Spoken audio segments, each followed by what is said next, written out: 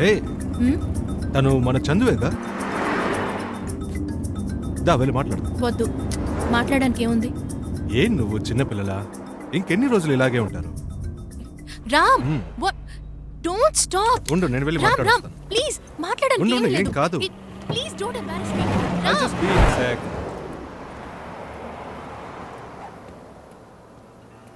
Hey Chandu, how are you?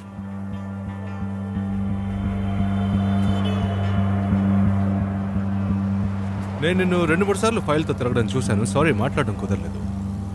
తలుచుకోగానే ఉద్యోగం దొరకడం అంత ఈజీ కాదు. పోనీ ఒక పని చేయి, నీ రెజ్యూమే నాకు ఇవ్వు, నేను నీకు ఉద్యోగం ఇప్పిస్తాను వెంటనే. నాకు ఇక్కడ చాలా మంది తెలుసు. వద్దు, పర్లేదు, నేను మేనేజ్ చేసుకుంటాను.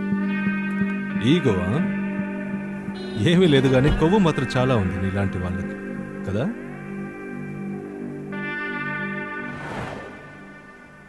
ఓ నిజం చెప్పనా, చివరికి శ్రీలాని నేనే పెళ్లి చేసుకుని పిల్లలు కూడా కొంటాను. నువ్వు అప్పటికే జాబ్ ట్రయల్ చేస్తూ చందు, స్టాప్ ఇట్. ఇండీసెంట్ గా బిహేవ్ చేయకు. తనకి ఉద్యోగం దొరకలేదన్న ఫ్రస్ట్రేషన్ అంతే. ఒక ఉద్యోగం ఆఫర్ చేశాను, అందుకు జరిగిన సన్మానమే ఇది. Come on, let's go. Sorry Ram.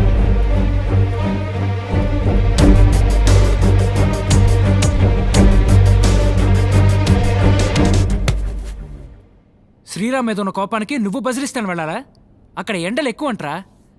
అయినా నీ క్వాలిఫికేషన్కి ఆ జాబ్ చాలా తక్కువరా. రేయ్, నాకు ఈ ఊరే నచ్చలేదురా, అందుకే ఈ ఊరు వదిలేసి వెళ్తున్నాను. ప్రూవ్ చేసుకోవాలిగా. ప్రూవ్. ఈ టైంలో ఈ ఉద్యోగం దొరికింది, అందుకే అన్నీ మూసుకొని వెళ్తున్నాను. జాబ్ ఓకే కదా సార్? Okay sir.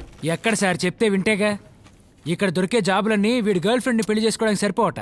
బసలిస్తాను వెళ్తున్నాడు. ఊరుకోరా.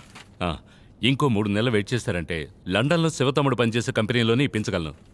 ఏమంటారు? మీ చాయిస్. లేదు సార్, ఇది కూడా మంచి జాబే. నాకు వెంటనే ఒక జాబ్ కావాలి. Thanks for the help.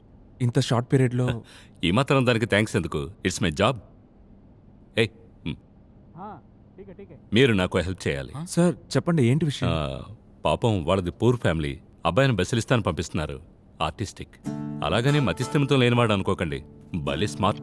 జాగ్రత్తగా అతను అక్కడికి తీసుకెళ్లి చేరిస్తే చాలు. మీతో పంపిస్తే బాగుంటుందని. Sir hi, I'm Chandu. Iqbal, దాన్ని కింద పెట్టు.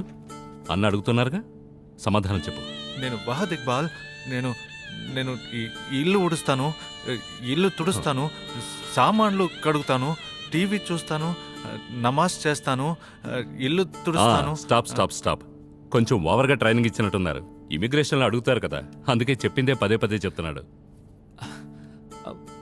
నాతో వస్తారా ఫ్లైట్లో? దీనికంటే పెద్ద ఫ్లైట్లో? ఏం మాట్లాడడం లేదు. నేనే తీసుకోనా? ఫ్యూజ్ పికేసాడా? తనకి కోపం వచ్చినట్టుంది.